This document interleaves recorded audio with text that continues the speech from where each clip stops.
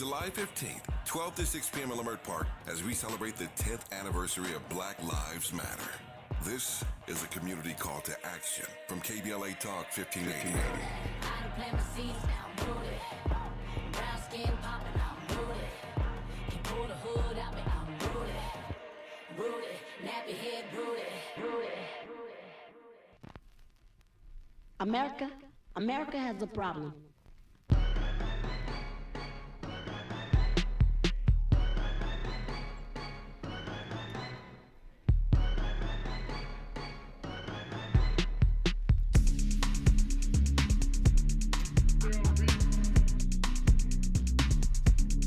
Heard you got that deep for me. Real love is deep for me. I'ma make you go weak for me. Make you wait a whole week for me.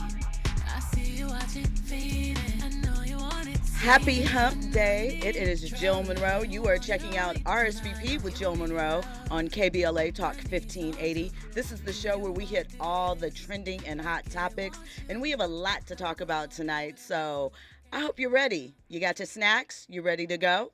We are in here. So tonight's show is packed, you know.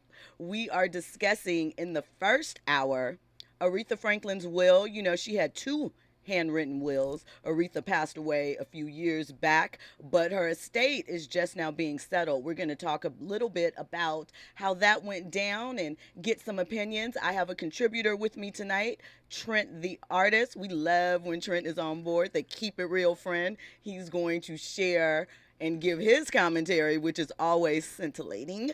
And we have a guest, Paul Michael Bair. He's going to be on joining us to talk about his short film that is featured in the Micheaux Film Festival that is taking place in downtown LA right now. All that and more. But Trent, how are you? Happy Wednesday. How are I'm great. How are you? Thanks for having me back. Welcome back. I love being here. You are always a treat. So listen. Yes. We know Miss Aretha Franklin, Yes. right? Aretha, you know, beautiful gowns. The Aretha, queen of shade, among other things. yes, and doing things her way. Her way. True Aries. And, you know, shout out to the Aries. I'm not one, but let's, you know, My big them sister. up. Your sister is. So Aretha had two handwritten wills. One that was found in her couch after her death. Old school. Old school, wrote it down, and one that she allegedly wrote, and that one is believed to be of dated 2014, and one that she wrote in 2010. And, you know, in the 2014 one, it was basically sort of a copy of the other one with some parts crossed out and some different names added in and so forth. Well, a Michigan jury has ruled that the handwritten will that was found in the couch in between the cushions with the pennies and the change and whatever else, maybe a snack or two, is valid. And now that the dispute has been settled, that the will is valid, her sons have now turned against each other. So Cacao Franklin and Edward, their lawyers have argued that the papers dated 2014 obviously should override 2010. They were discovered about the same time in her home in suburban Detroit. The jury deliberated about less than a half an hour, and they read the verdict. Also, Aretha Franklin's grandchildren are involved. They, you know, are looking for their piece of the pie. So let me ask you, you're a creative. Yes. Do you have plans for your work in the after? Yes. do? Very, very, very, very extremely strict stipulations. And as a matter of fact, I changed it about a week ago. Is it crossed out like Aretha's was? No, it's not. Do you think that Aretha, because I feel like she's a smart woman, she had been through many, many things in her career, many challenges. She knew the value of paperwork and things. Do you think that there's a reason why she didn't have this information legally taken care of? You know, I think because she is from the old school, a lot of old school black people do things a certain way, and that is, i.e., keeping the government and everybody else out your business. So I'm going to stash the money in the mattress. I'm going to keep the documents, you know, here. And, you know, one person has that instruction. So when it's time, you go to that drawer and you go wherever to the couch and you get out, and that's it. And that's how she rolls. And a lot of old people roll like that because they don't trust banks. They don't trust the system. So the default is to tell that one trusted person or stash it somewhere in the house. Okay. Just like in Soul Food, when Uncle Pete had all that money in the TV. Same thing. Was it Uncle Pete's money or was it Big Mama's It money? was Big Mama money, but he knew where it was, though. Okay, but nobody asked him. You know, there's been stuff floating around social media about who the real villain was in that film. Maybe we'll tackle that because, you know, that's very interesting. It's a very different perspective. Some of the people are saying that Big Mama is actually the real villain. Well, it all starts at the head. Okay, well, Yep. we'll get into that at some Let's point. go. But when we come forward, we will have Paul Michael Bair to discuss his short film that is featured in the Micheaux Film Festival this week. We will have more trending topics. We're going to discuss the Emmy snubs, if it is fair, what is going on. We're going to discuss why one basketball wife is extremely upset and embarrassed. We're also going to discuss, is Hollywood abandoning diversity? There are some changes that have happened in the DEI space over the past couple of days. We're going to get into that and more when we come forward. You're listening to RSVP with Jill Munroe on KBLA Talk 1580. Infusing a sense of fun and entertainment in every episode. You're listening to RSVP with Jill Munroe on KBLA Talk 1580. More when we come forward.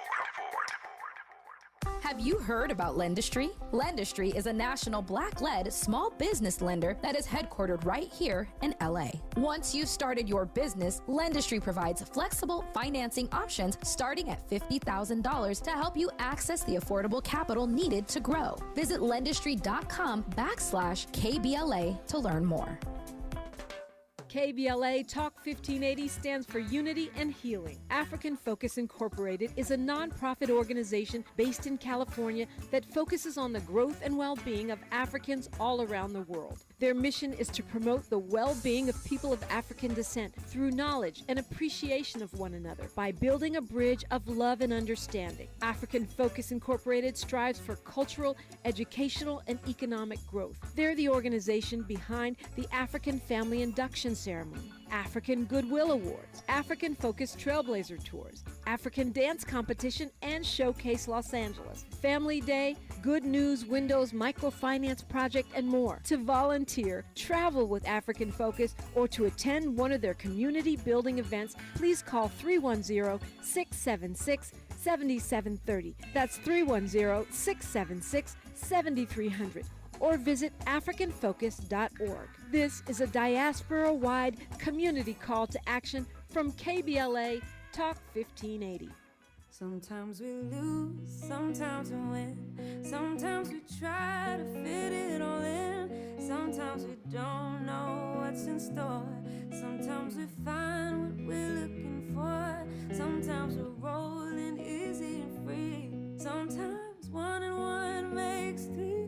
So much to love along this ride. That's why Nationwide is on your side. Nationwide Mutual Insurance Company and Affiliates, Columbus, Ohio. KBLA Talk 1580. We've got a lot to talk about. KBLA Talk 1580 joins you in standing for education as a right, not a privilege. Charles R. Drew University of Medicine and Science is a private, non-profit, community-founded, student-centered university committed to cultivating diverse health profession leaders who are dedicated to social justice and health equity for underserved populations. CDU does this through outstanding education, clinical service, and community engagement. Recently, Charles Drew University made history by opening only the 5th medical school at an historically black university. Congratulations, South LA, and congratulations to the Dean of the medical school, Dr. Deborah Protho-Stith. CDU is now training doctors and providing $90 million in annual economic benefit to Watts and surrounding neighborhoods. To apply for medical school, get more information, or sign your child up for the Junior Doctors Saturday School program, visit cdrewu.edu. That's cdrewu.edu. At KBLA, we are dedicated to equity in education and ending healthcare apartheid, and we don't black down. This is a community call to action from KBLA Talk 1580. Keeping you informed, entertained, and always ahead of the curve. This is RSVP with Jill Munroe on KBLA Talk 1580. Hey, it's Jill Munroe. You are checking in with RSVP with Jill Munroe, where we get into all the trending topics in entertainment, sports, culture, and lifestyle. Before we get into our guest tonight and more trending topics, I have to take a moment to shout out Savannah James. Yes, LeBron James' wife. The ESPYs aired tonight, and if you've seen Mrs. James, she also presented LeBron with an award because for his achievement as scoring the most points ever in the NBA this past season. It was her, their two sons, and their daughter Zuri. It was a really cute skit. If you follow me on social media, which you should, at Stiletto Jill, I retweeted it. Go check it out there. And you also should be following KBLA at KBLA 1580. What are you doing if you're not? Download the app and check us out on Ustream. We hit up YouTube live streaming every episode. So you got to check in because the chat is always lit. And also, I'm loading you up here because once we do this, then we're going to go. If you want to call in, you have any commentary to add, we love phone calls. We love to chat it up with you. 800-920-1580. Now, our guest this evening is Paul Michael Bair. Paul is an actor. He is a singer, filmmaker, all-around Renaissance man, and he has a short film that is debuting tomorrow night at the Micheaux Film Festival in downtown LA. And we're going to talk about it because the subject matter is pretty unique, and the story behind how this film came to be is really interesting. So, Paul Michael, first of all, welcome to RSVP with all the VIPs. Thank you. Thank you for having me. I appreciate it. So, tell us a little bit about your short, the title, and then the story behind what was the inspiration to create this piece. So, it's called Sinbad, the Lost Footage. And basically, what we did was created a situation where it's a made up situation, but based off of true facts in life. So basically, the working title says it's Sinbad, the Lost Footage, and basically they hired a film crew Valentine's Day weekend of 1996, and the footage hasn't been seen until now. So that's kind of what this whole thing is about. So we actually go in between actual camera, like 4K, but then we also have a RCA camera, 1990 style, that we switch back and forth to kind of give you two different realities. Okay, so the footage is authentic to the 90s and the era when it would have taken place, Right. and then obviously with the 2023, well, whenever it was shot, 2022, 2023 lens on it. So tell me about the inspiration to create a short film on Sinbad, because that's something people are like, hey, where'd that come from? So for years, literally years, people have said, hey, has anybody ever told you like Sinbad? And I was like, no. I mean, eventually it just kind of ended up being this thing where I was like, all right, cool, I get it. But then eventually I was like, all right, maybe it's a calling. Maybe I need to be doing something about this, and I don't know what it is. And it wasn't until I went to go see my friend Michael Malone that ended up being the director of this. He's a stand-up comedian. He was headlining at Brad Garrett's Comedy Club and at the MGM in Las Vegas. So I went to go see him and support him and went backstage, and we were just talking, and somehow it came up that people always look at me and say, hey, you look like Sinbad. And he was like, for one thing, I can't unsee that now. You really can't. When you said it to me in the green room, because we've met before, obviously, and I never occurred to me, never thought that. But once you said it, it's like, bam. Sorry, continue. No, it's okay. So then I was like, hey, he did have a stroke in 2019, and he's still getting by. He's still here with us. And I'm a believer in giving flowers while people are still here. And we could have possibly lost him, and I'm so glad that we didn't. And he's getting better. It's a long way back from a stroke sometimes, and he's doing his best to come back. I do speak with the family here and there, so he's doing well. But we just decided that night. I think it was in June actually. And we said, hey, let's film something. Let's make it happen. So immediately I wrote something. I went home. I started watching hours of footage all through the night. I put something together. I gained almost 30 pounds for this role. So you are a true artist. That's commitment. Yeah. I mean, how long did it take you to put on the weight? I mean, I had 30. We literally filmed it like the end of July, and we came up this mid-July, so it was a quick turnaround, and then we got it done and edited and ready to go by November.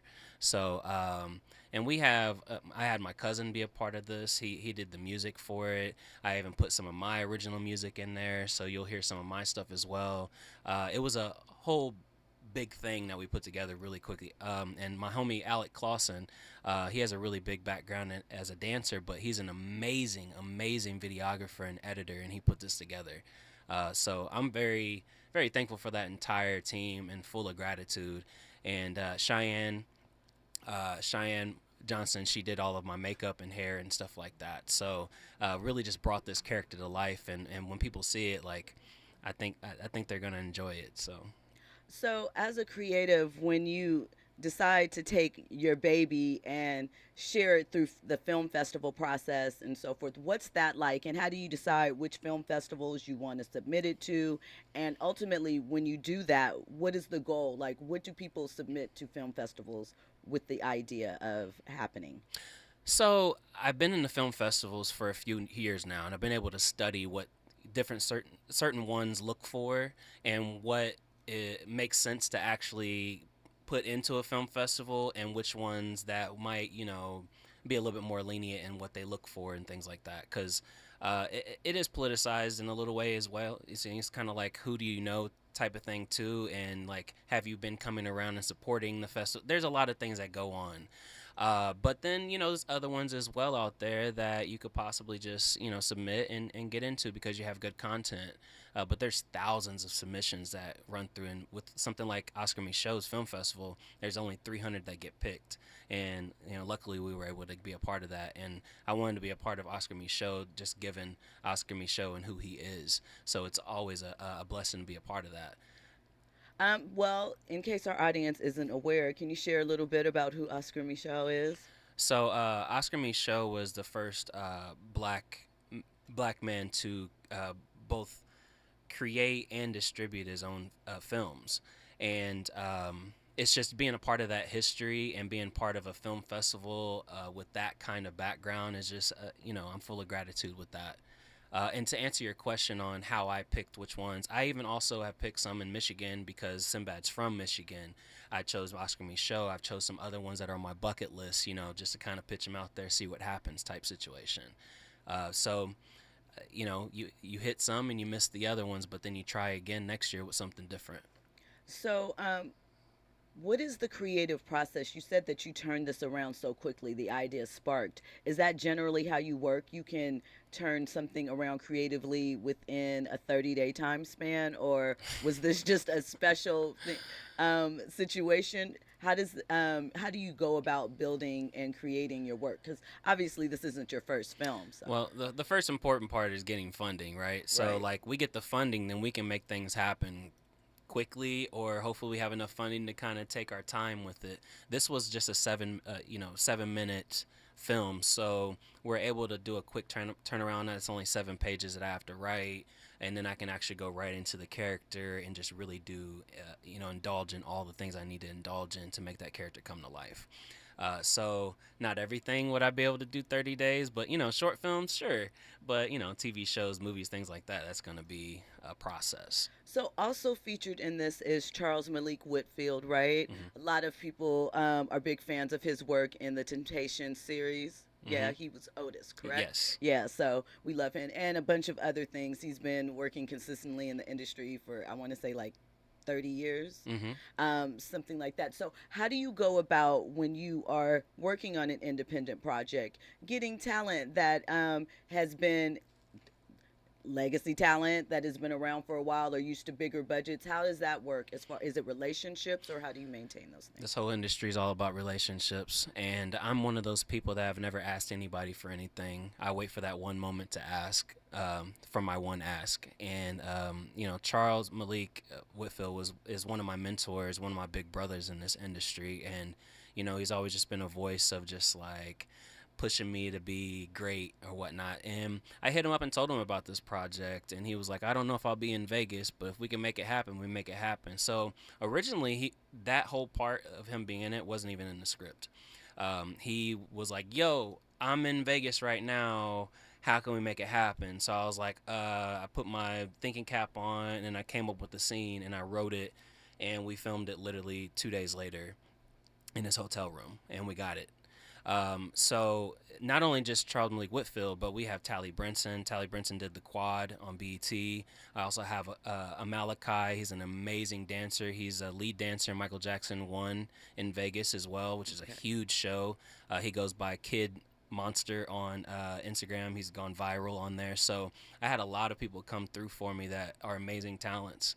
So tell me where people can check it out if they're not in the area to go check it out. The debut tomorrow night at the film festival, 8:45 p.m. on Thursday. If you are in the LA area and want to go check it out, where else can they get a look at it? So for right now, how film festivals work, they don't really want things out.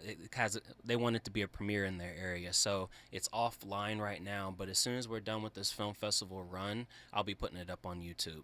Okay, For nice. sure. So you also have to let everyone know where they can find you on social media, because there's some clips there. They can see you in the makeup. It's amazing, and obviously keep up with you and all of the things that you're working on. It's going to be at Paul Michael Bair. That's Bair spelled the right way, though. Bair. So PaulMichaelBair. Okay. So we're going to jump into some trending topics and get your opinion on a couple of things that are going on along with Trent. Now, we know that right now there's a writer's strike happening in Hollywood. We are a couple of hours away from finding out if the stars, the SAG and AFTRA members will be forming their own strike, right? So, as you both are creatives, there was a plan, so to speak, leaked to Deadline. Deadline is a sort of entertainment industry trade outlet, and supposedly the studios are saying, the producers, that they want the writers to starve, that by October, they'll have run through all of their funds. Funds will be getting low. They might have missed a rent or mortgage payment or two, and they'll be ready to head back to the table to negotiate. One, what are your thoughts on the strike and the potential strike? And two, how does that impact you, as not only you're an artist and you're a filmmaker, but you're an actor as well? So how do these things impact you? Well, first, I stand with everybody striking. I mean, the whole goal is they want a career out of this, not gig to gig. We can understand that as both actors and writers, and if you've been in this film industry, I think a lot of people have the wrong perspective that we just make so much money, and it's really gig to gig. I mean, unless you're a movie star, you're still getting by. Even if you put it this way, you get 30,000 an episode. Yeah, that seems like a lot for 8 episodes, but that's for the year. And if you live in Los Angeles, listen, that money's gonna go very quickly. So, and you're always looking for your next gig. So, I stand with that for 100%. Now, I hope that we make a deal, because on the producing side of things, it is definitely changing a lot of things, and it's also getting in the way of investors feel kind of spooked right now. Investors don't want to invest in some of the films right now because they're like, well, I don't know what's going on with this, so am I going to get my investment back? So there's a lot of things that are being put on hold. So I hope that they come up with something here in the next couple hours. Really quickly. So, Trent, I know that as far as the Writers Guild East, they brought up one of the things that they are also fighting for is they represent some writers that are kind of like us, like I write for different outlets, things like that. And what they are also pushing for, we know that it's across the board as far as scripting, but they're also advocating for it for regular features writers, publishers writers, op-eds, that no AI be used to produce their work as well. So what are your thoughts on this? Have you thought about how it could impact you? All of these things. I have thought about it. I stand too with the writers, people that are trying to make a career out of this. I've always tried to go the independent route because I know the games that Hollywood plays. And I think that this is just, by starving somebody out and saying that, it just shows your true intention. So I think that this is also a pivotal moment for creatives to kind of shift the wheel and kind of take back power and control, and use that time to really ice them out back because we really have the power. So it's, it's a change all the way around. So, as creatives, as someone that not only produces but hires but auditions things, we talked a bit about you recently moved to Vegas, right? And that you feel that Vegas is on the cusp of becoming, not unlike Atlanta or those areas, as a new area where a lot of film production will be taking place. It's not that far from LA, so it's not that far of a travel. What are some of the things that you see that are beneficial for Vegas as far as filmmaking? Well, they're working on passing a bill right now, which will be a higher incentive to come film there. Also, there's Mark Wahlberg's been out there for the past year putting in a lot of work for the city and pushing for these things to happen, including two studio lots they're trying to get out here. One by Sony, and I think I read something about maybe one by Disney as well. So it's really prospering at a quick pace out there. So I'm actually really looking forward to that. And if we need to be in LA, it's only a 45-minute flight. So real quick. Or 12 hours in traffic if you choose to drive today. So asking you both, right, when you sit and you look at all the creative areas that are available, all the different platforms where you can put out your content, the different levels that go with each, do you think that this strike, we know that streaming is a big part of it, but do you think that streaming at this point has reached peak and it's going to retract as far as its popularity, as far as the number of streaming services? Or do you think that it is something that will continue to grow and it's just going to shift? We're going to answer that when we come forward after this break. You have news and sports coming up next. You are checking out RSVP with Jill Munroe on KBLA Talk 1580. Call me when you wanna get 20 Montana with the racks, RSVP on my bag, double G's on my dash. I'm bad. I'm bad. When you wanna get, well, you can't get no higher than this. No, 'cause love don't get no higher than this. No. Grind, boy, you know I grind. When I pull up this change your mind. Your mind, when I step on the scene, they can't wait to back it up. Your ex still a dope, but it ain't crack enough. I'm supplying my man, I'm in demand. Soon as I land, just know I roll with them. RSVP with Jill Munroe is your go-to show for staying in the know. More engaging conversation when we come forward on KBLA Talk 1580.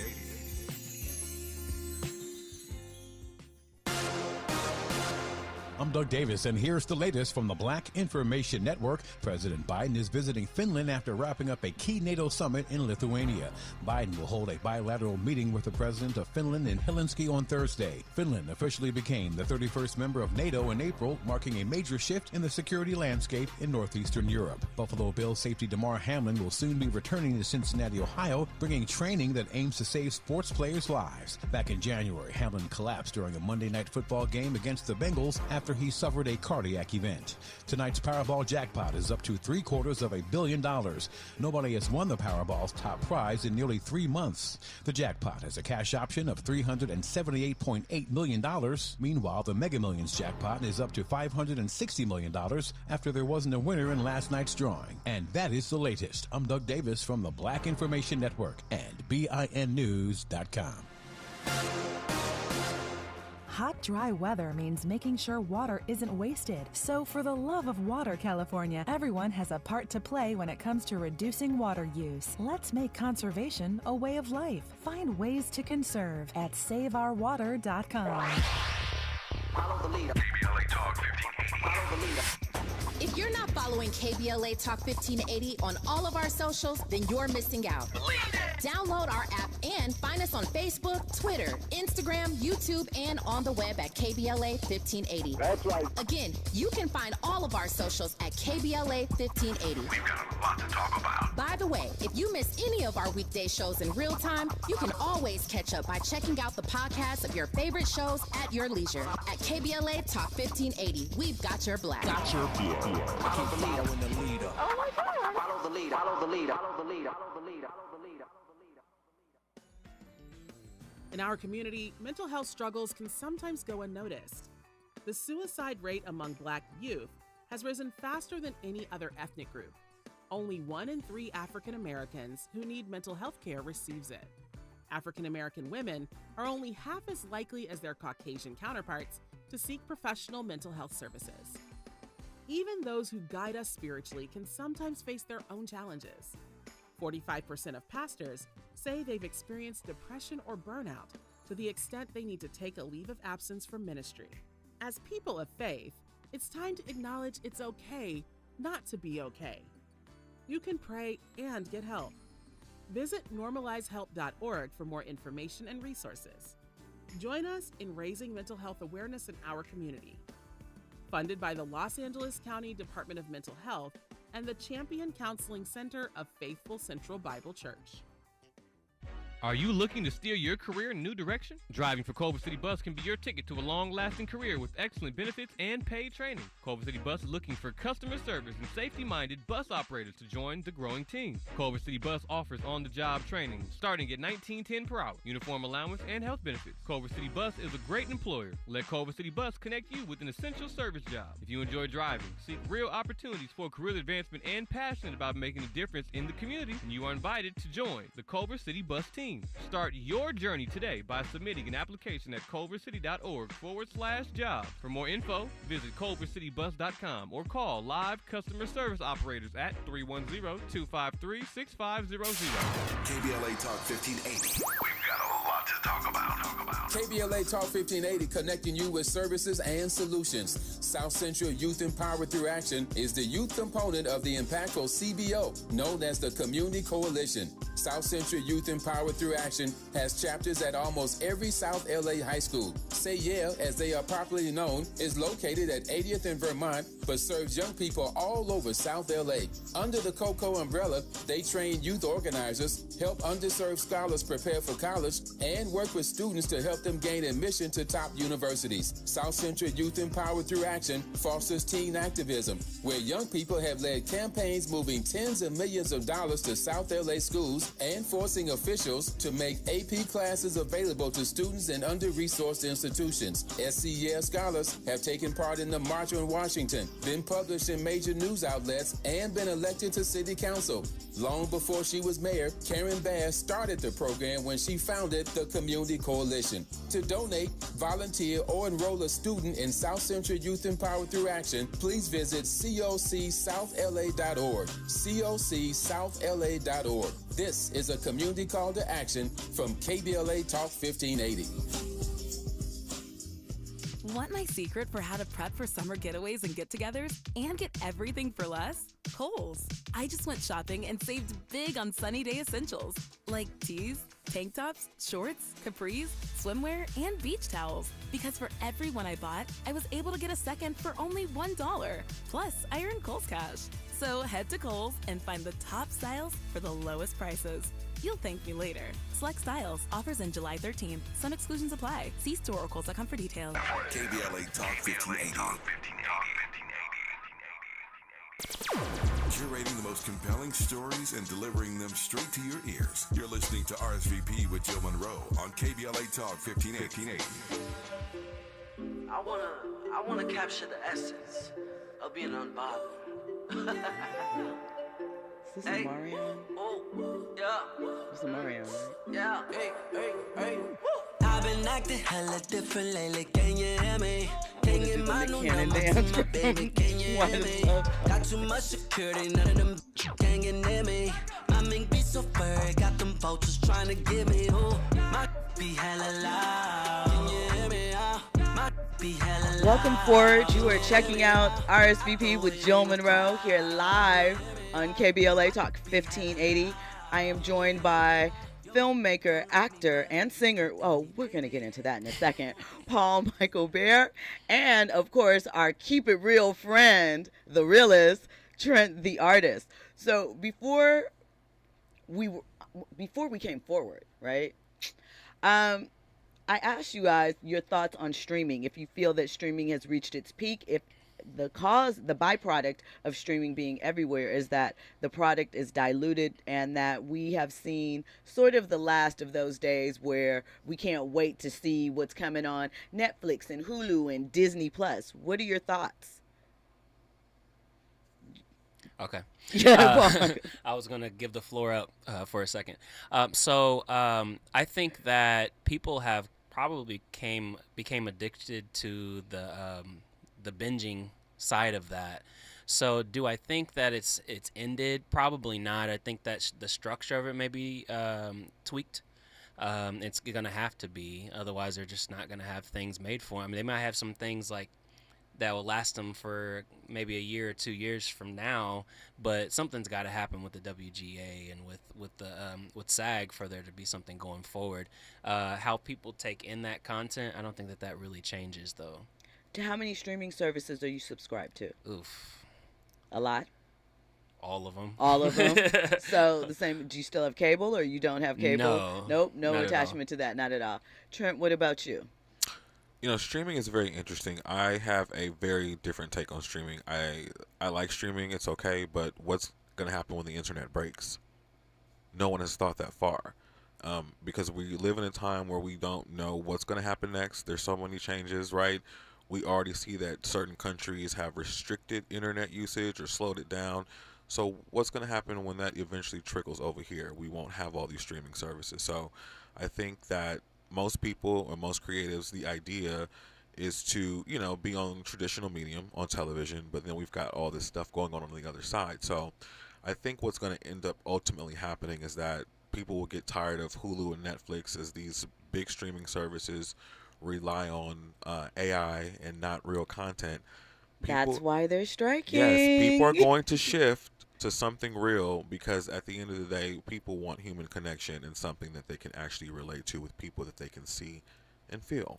Okay. So yeah, that'll happen All at some right. point. Well, before we discuss that further, I cannot go a minute longer without asking you, Paul Michael, about your time in Shalimar with Jody Watley. Oh. We cannot bypass that. You are a singer, but you also spent time in this classic group. So talk about how that ended up being a part of your journey and where you're at as far as your music career today. So with that, how that all transpired was, I had given my EP to Rosera McCoy years before that, and just kind of like, you know, hey, check out my music. I was working one night, and just literally simultaneously as I pick up my phone, he's calling me. And I look down at my phone and pick it up and like, hey, he's like, hey, so I'm working with this artist, Jody Watley, and she needs somebody that can sing. I like the way you know, I heard your EP, and I think that you could do it. They need somebody that can move a little bit. And the whole time I'm like, okay, cool. They want some backup singers. All right, cool. I'm down for it. I've never been on tour before. Let's do it. And he was like, would you be down to do something like that? I was like, yeah, let's do it. He called me back literally the next day, and he goes, so Jody loves you, and this is what's happening. You're going on tour in 2 weeks. Washington, D.C. first. I need you to learn 9 songs with choreography. You're singing Howard Hewitt's parts. You're singing lead of Shalimar. She's making it a part of her tour. So she did she did Jody Watley's set. We did Shalimar set, and then we did Jody Watley after. Okay. She did Jody Watley after that. So it was just like, oh, okay. Because, like I said, I thought I was doing a little oohs and ahs, and it ended up being the lead, the main thing. Learn on this the main choreography. thing. So wait, let me ask you a question, because when you got the call, it was just literally this artist, Jody Watley, like not the legendary Jody Watley. So did you know who it was like right away, or? I had hung out with in the choreography world, so I'd been around like Havoc and some of her dancers. So I actually went and saw one of her performances at this late night thing one time. So I knew exactly who he was talking about, but he may not have knew that I knew who it was. So he said Jody Watley, and you know, she used to be a part of Shalimar and things like that. Because it was real casual. I'm like, wait, the legend of Jody Watley? Okay. Yeah. So and I learned a lot through that entire process. I'm always full of gratitude for all of that. It was a good time. I got to go to different cities. I ended up going to Japan and, bringing in the new year. It was a lot of great experiences. And then I took that, to answer your question, I took momentum from that and got back in the studio and made a 16-song EP, or LP at that point, called Addict, that you can find on all major platforms, plug.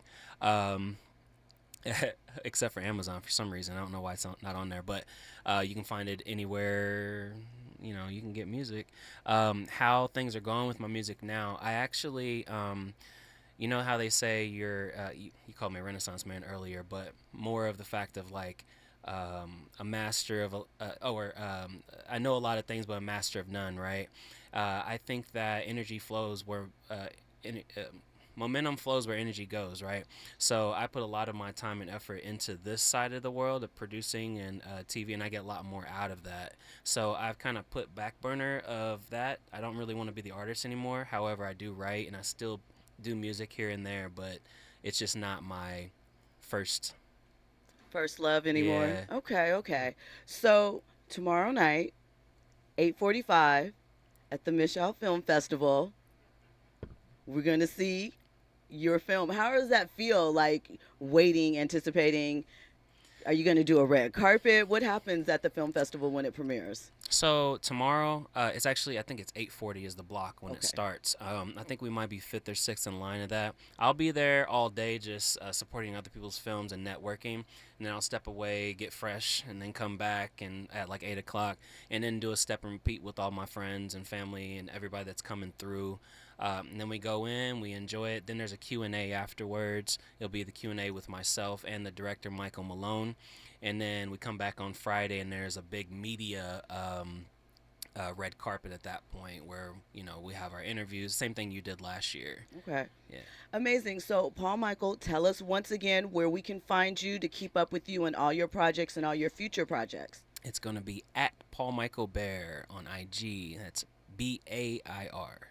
Amazing. Well, thank you so much for joining us. When we come forward, we're going to have more with Trent the Artist. We're going to hit these trending topics. We're going to talk a little bit more about what's happening with the writers and also some of the things that are popping off at the ESPYs, which is taking place tonight. All that and more. You're listening to RSVP with Jill Munroe on KBLA Talk 1580.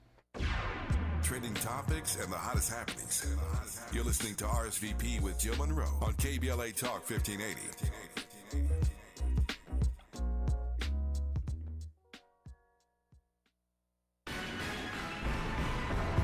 The family of Keenan Anderson is suing the city of Los Angeles for $100 million. Maisha Cairo here with your K-Black Minute News, brought to you by CaliforniaBlackMedia.org. Keenan Anderson, a high school English teacher that was visiting Los Angeles from Washington, D.C., was tragically killed at the hands of the Los Angeles Police Department in January of this year. His family, alongside civil rights and personal injury attorney Benjamin Crump and Carl Douglas, have announced a $100 million lawsuit against the city of Los Angeles. Crump and Douglas are representing Keenan Anderson's son, Sincere Anderson, and his mother, Gabrielle Hansel. The family is suing for civil rights violations, assault and battery, false imprisonment, and negligence on the part of the LAPD officers. The family of Keenan Anderson and attorneys Crump and Douglas want it to be known that this is only part of a systemic issue within the fabric of police departments everywhere.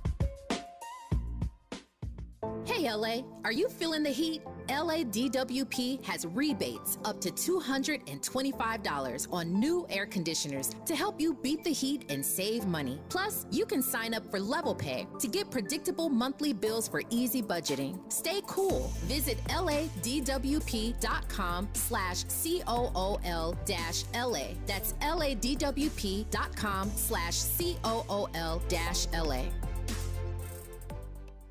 You're listening to K-Trend, where we play all the best classic water-wasting hits like Sprinklers in the Rain and Leaky Faucets.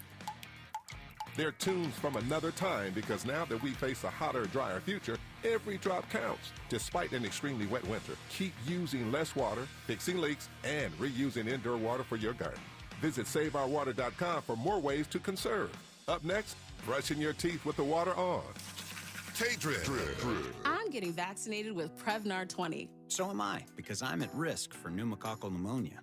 If you're 19 or older with chronic conditions like asthma, diabetes, COPD, or heart disease, or are 65 or older, you are at increased risk for pneumococcal pneumonia. Ask your doctor or pharmacist about Prevnar 20, pneumococcal 20-valent conjugate vaccine. It can help protect you against pneumococcal pneumonia in just one dose.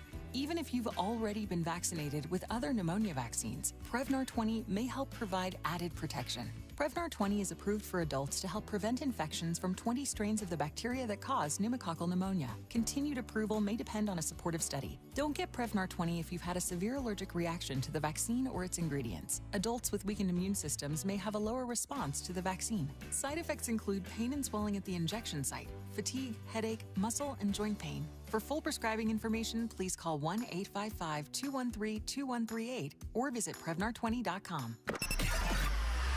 Now back to more captivating conversation on RSVP with Jill Munroe.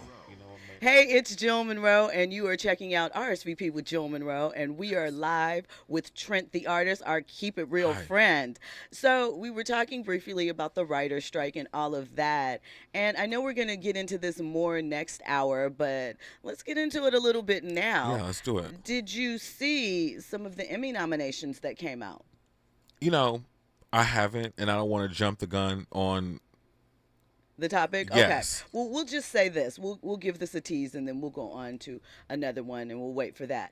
I will say that some people are disappointed because they feel that there are certain black shows that are consistently overlooked, that there are performances in them that people are not getting credit for. However, there were several black and people of color nominees, but they weren't necessarily on black, and I'm saying that with air quote, TV shows. They were a character on a mainstream show. So we'll get into why that's important and a little bit about your thoughts on whether we are missing someone May I or just not. ask one question? Yes, you Was can. Abbott Elementary nominated? Of course. Okay. Okay.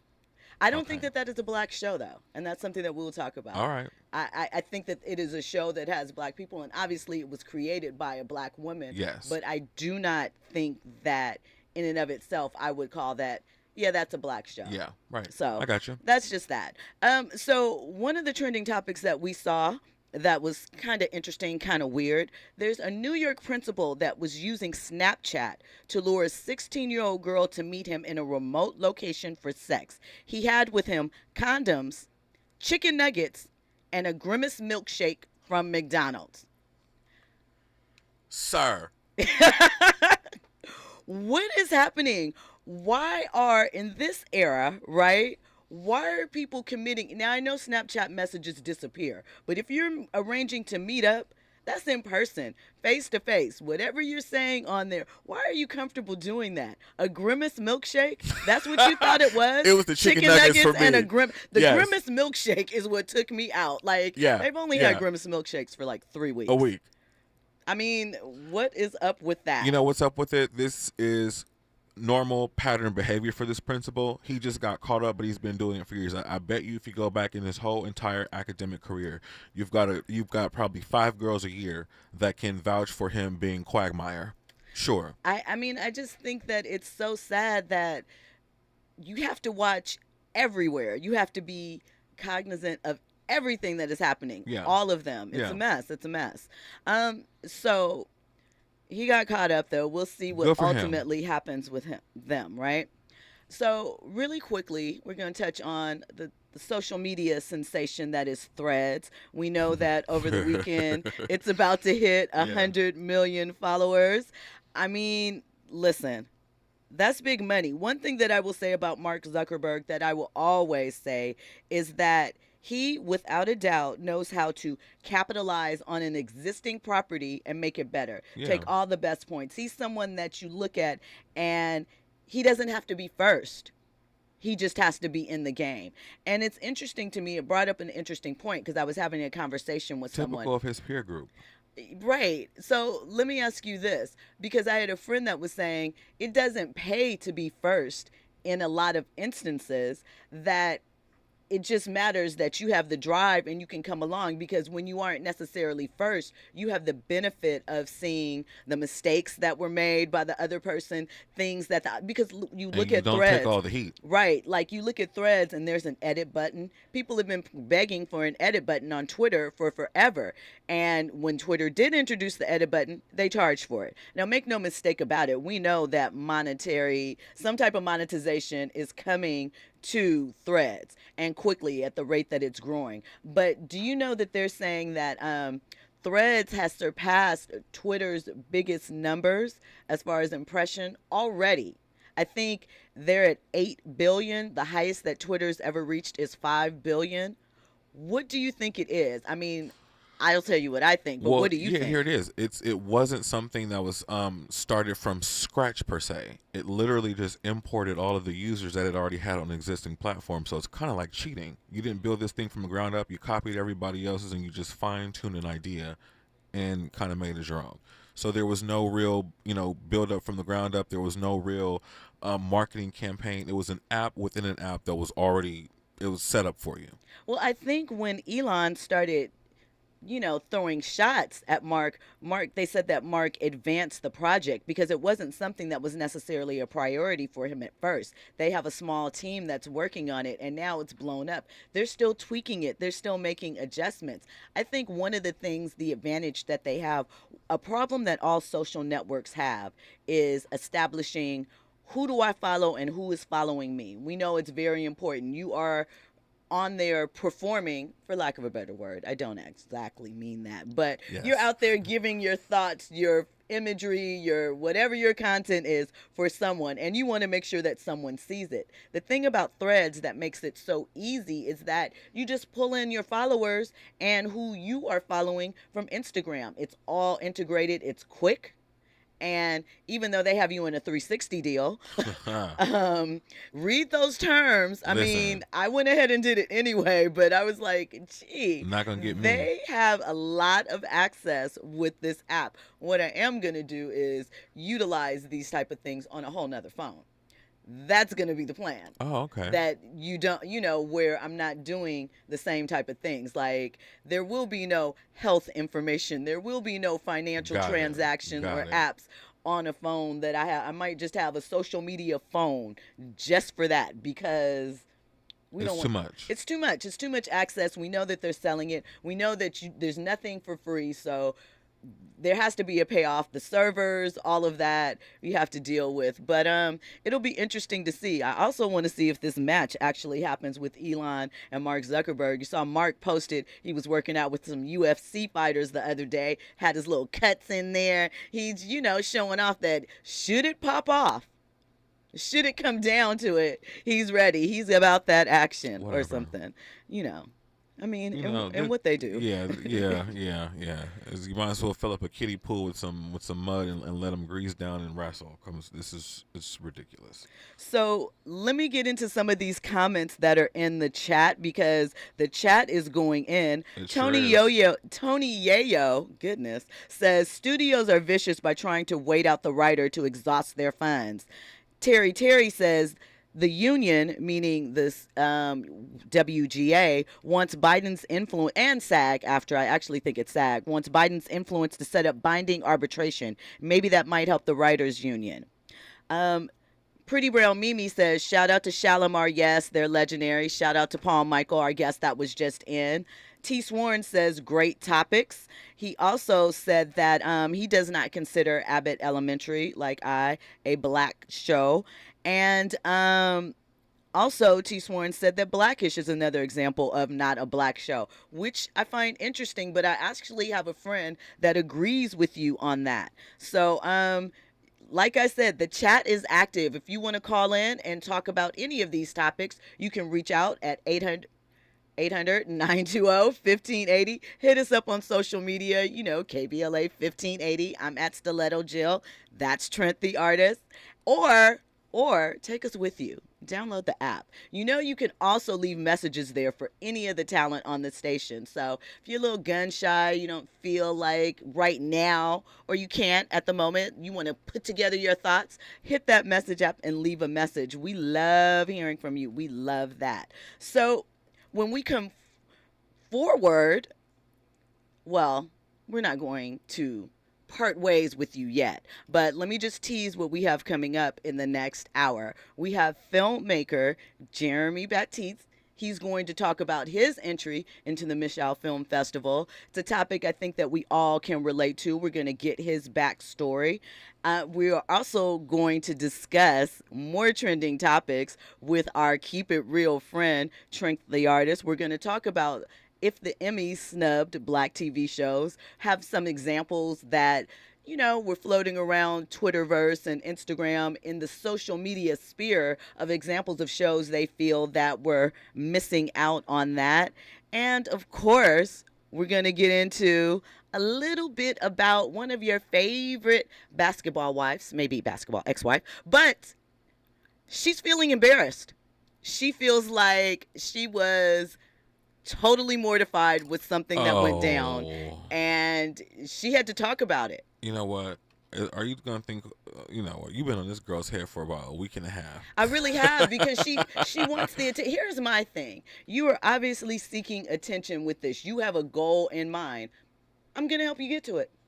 Or at least walk you in there so that we can see the outcome. Yeah, I'm not going to say her name no more. I'm just going to call her Loss Prevention. Loss Prevention. Yeah, that's we will get into who loss prevention. That is an excellent one when you really think about it. We'll get into who loss prevention is in the next hour. But in the meantime, Trent. What's up? So we were talking about Aretha Franklin earlier. Something that I forgot to mention. No, it's just something that I forgot to mention. That couch. Stashing stuff is that two of the stipulations for the estate to be handed over, the music royalties. Really, this is what it's about for the four sons and some of the grandchildren. Is that they had to go to business school and take some type of courses so that they are educated and can handle this. We're gonna get your reaction to that when we come forward. All that and more. You are checking out RSVP on KBLA Talk 1580. Talk that talk, cause I walk that walk. Better watch my shoes. They be following me wherever I go. Must know I got the news. Boss with the paint job. 4Giotto with the shoes. SCM with the six-pack. Baby daddy to your boo, yeah. I've been acting hella different lately, can you hear me? Can't get my new number to my baby, can you hear me? Got too much security, none of them can't get near me. My mink be so furry, got them vultures trying to get me, ooh. My be hella loud.